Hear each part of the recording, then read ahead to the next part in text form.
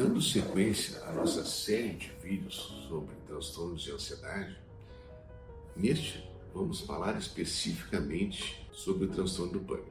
Ele é um transtorno relativamente popular, você já deve ter escutado alguma vez algum parente, algum amigo, alguma pessoa conhecida que tenha tido um ataque de pânico. Já foi objeto até de filmes famosos, depois nós vamos comentar até a respeito do transtorno de ansiedade, transtorno do pânico.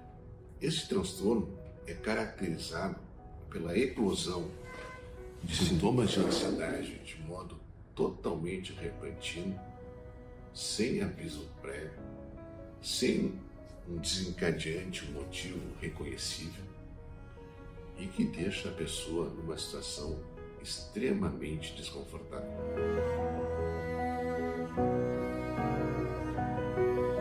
Olá, meu nome é Leonardo Prestes de Lima, eu sou médico da Praxis de Lima Psiquiatria Dinâmica, clínica fundada pelo meu pai há 60 anos. Neste canal, eu e meus irmãos estaremos abordando temas de psiquiatria.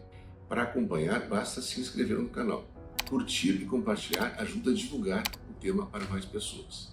Se você desejar comentar, estaremos abrindo uma possibilidade de interação e esclarecer dúvidas. Lá na década de 90, 97, 98, teve um filme do Robert De Niro chamado A Máfia no Divã. Nesse filme ele era um mafioso, chefe de máfia, e que ele mesmo tinha ataques de pânico, começou a ter ataques de pânico. E na primeira crise de pânico, os capangas dele levaram ele para um pronto-socorro. Chegado lá no pronto-socorro, o médico disse: você não tem nada, você está com medo, está com uma crise de medo. Aí o Robert De Niro chegou: não, doutor, o senhor entendeu? Medo eu? Sim, eles fecharam toda a sala do pronto-socorro, lá quebraram tudo, e disse para ele: olha, isso é medo, tu está com medo. Ele, naquele momento, ele não foi bem compreendido, foi colocado em evidência só um sintoma do ataque de pânico, o medo, mas o medo, percepção mental do mafioso, era medo dos outros, que alguma coisa vai fazer, etc. Ele entendeu assim, na simplicidade dele. E o medo que o médico estava falando era um medo interno, medo de acontecer uma coisa com si, não era medo de ninguém, era medo biológico, medo interno. E depois, esse filme, eu aconselho, se você tiver a oportunidade de ver, a psicodinâmica, do que causou no Robert De Niro os medos, etc., a parte psicológica, enfim, é um filme divertido. Como acontece de modo repentino, a primeira vez que acontece, a pessoa vai parar onde? Vai parar num pronto-socorro, porque, estou tendo ataque cardíaco, a respiração está ruim, estou taquícardico, uma sensação horrível, parece que eu vou morrer a qualquer momento. E o interessante é que a pessoa chega no pronto-socorro, às vezes senta no pré-atendimento, a enfermeira chega, vai ver os sinais vitais, a pressão arterial, o oxímetro, a oxigenação sanguínea. Na execução desse processo, desaparece todos os sintomas, termina a crise de pânico. Só quando a pessoa já sentiu cuidado ali, quando chega, às vezes na hora de conversar com o médico, a pessoa vai ter que relatar sintomas que já estão no passado bem recente. Olha, até 10 minutos atrás estava sentindo assim, mas agora está tudo ok. Os sinais vitais dela estão normais, a pressão arterial já está normal, a frequência cardíaca normal, o oxímetro está ok, oxigenando 97, 98, tudo sem sintomas físicos nenhum, de nenhum ataque cardíaco. Quando é identificado que aquele paciente não tem um sintoma físico, não está tendo infarto miocárdio, não está tendo outra doença importante que mereça um atendimento de emergência, do ponto de vista de risco físico, risco iminente à vida, eles vão chegar e dizer: olha, algumas vezes, tu não tem nada. Isso aí passou, tem uma ansiedade, pode ir para casa.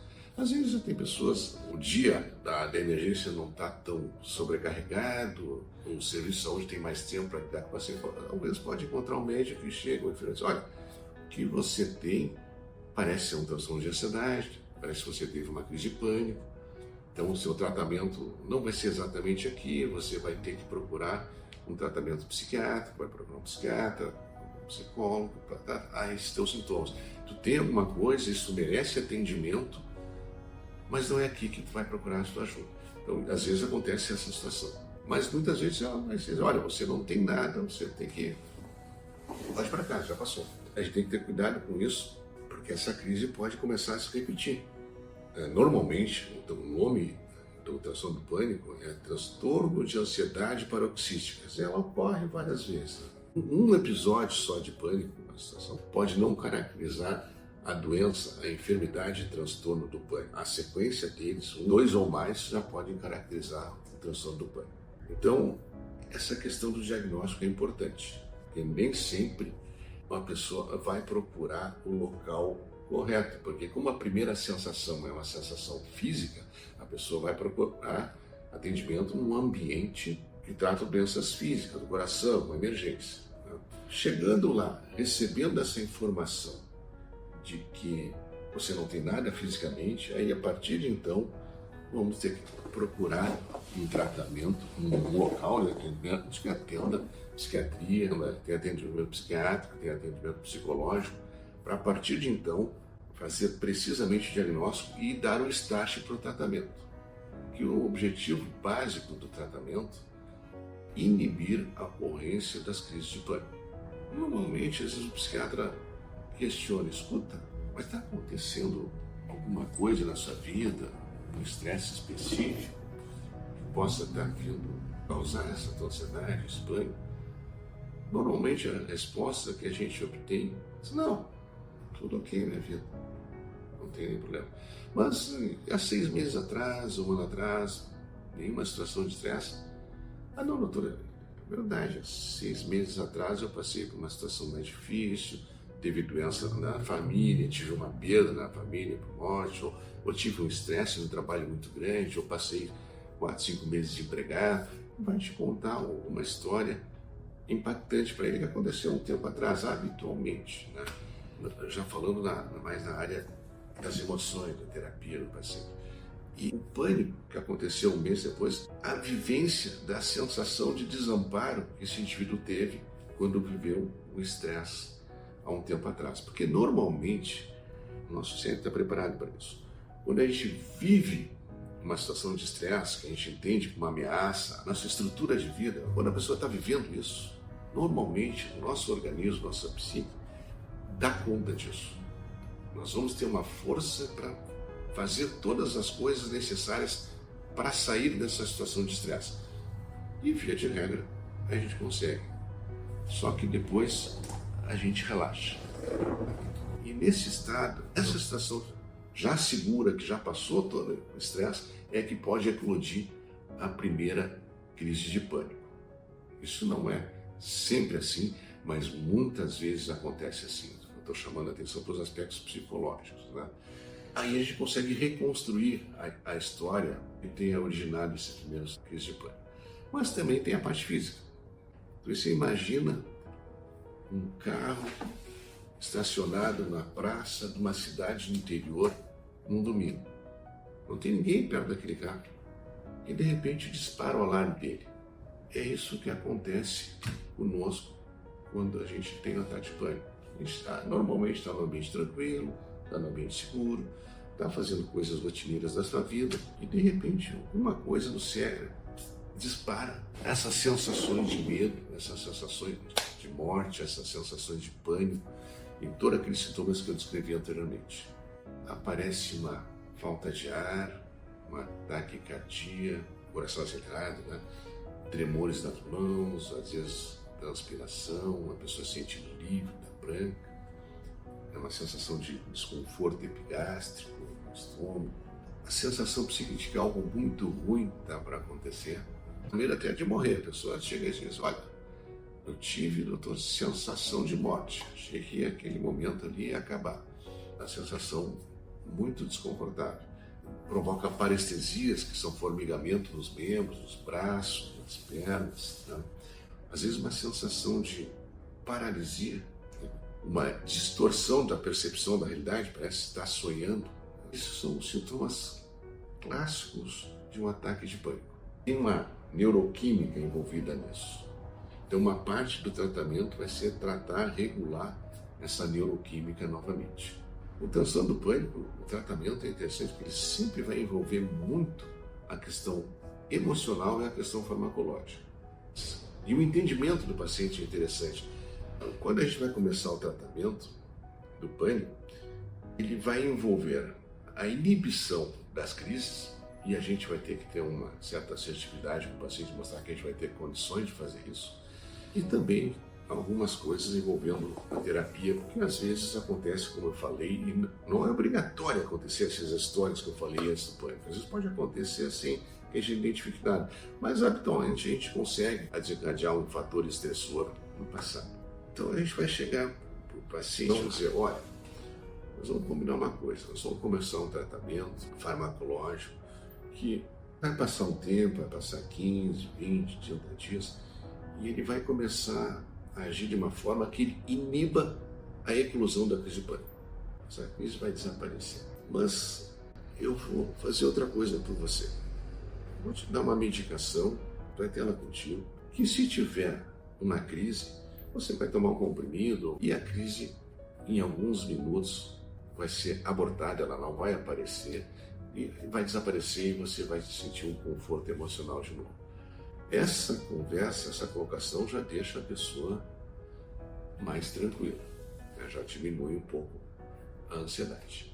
O tratamento farmacológico, vou detalhar isso aqui, a minha função aqui é dizer que esse tratamento existe, mas vai construir de medicações antidepressivas, que elas vão funcionar para inibir o surgimento da crise, e das medicações benzodiazepínicas para inibir a eclosão da crise. Dado isso, interessante, normalmente a pessoa melhora. Pânico é uma coisa que não é de difícil tratamento. Normalmente o curso do tratamento é de uns 12 meses, depois faça um desmame gradual, mas costumeiramente o paciente marca o primeiro ambiente onde teve a crise de pânico. Se eu estive dirigindo, pode desenvolver um certo medo de dirigir. Se eu estive caminhando na rua, no centro, sozinho na cidade, posso ter um medo de ir para ali. Então isso tem que ser tratado na psicoterapia para ir desmistificando isso. Terminado a crise, né, é interessante que alguns pacientes, algumas pessoas desenvolvem um apego àquela medicação de uso eventual que usa só se tem crise. Eu já tive pacientes assim que terminaram, já tiveram alto o tratamento. Doutor, deixa só uma caixinha daquela, deixa comigo na minha carteira, no bolso, se por acaso tiver uma crise, certo? Tem que usar. A pessoa desenvolve aquilo enfim, uma segurança. E eu já tive pacientes assim que já não tinham crises de pânico há 10 anos, eles apareciam no consultório a cada 2 anos, porque o remédio dele vencia. Tamanho o efeito que aquela crise de pânico fez nele, também o pavor que deu no passado. Ele não tem mais, gente. Vida 100% normal, mas ele leva aquilo. Tive uma vez um caso de uma pessoa que entrou num avião, era um dia quente, então ele tirou o casaco e foi acomodar o casaco no guarda-malas em cima do avião, e na fazer essa manobra ele sentiu que a caixinha não estava no bolso dele. Ele me ligou do avião, não fazia 10 anos que não tinha crise. Pai, Leonardo, vou ter uma crise. Você não vai ter crise nenhuma, já faz 10 anos que não tem crise. Faz o seguinte, nas próximas 2 horas não vai ter crise, senta aí tranquilo. Quando chegar no Rio de Janeiro, tu me liga. Nesse meio tempo, quando ele foi voar, eu liguei para um colega meu, eu tenho uma pessoa assim, a única coisa que tu precisa, deixa para tua secretária uma receita, um remédio tal, por favor, e só vai pegar, e nem vai falar contigo, só pegar a receita para comprar. Ok? Ok, combinado.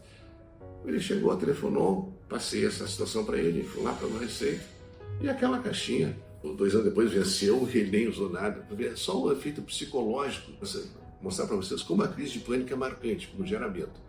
Depois de 1 ano, esquece que teve a crise de pânico e vai embora sozinho. Mas alguns marcam isso, estão assintomáticos, mas lembram daquilo. Basicamente, a crise de pânico é uma eclosão de sintomas de ansiedade repentinos, sem motivo aparente.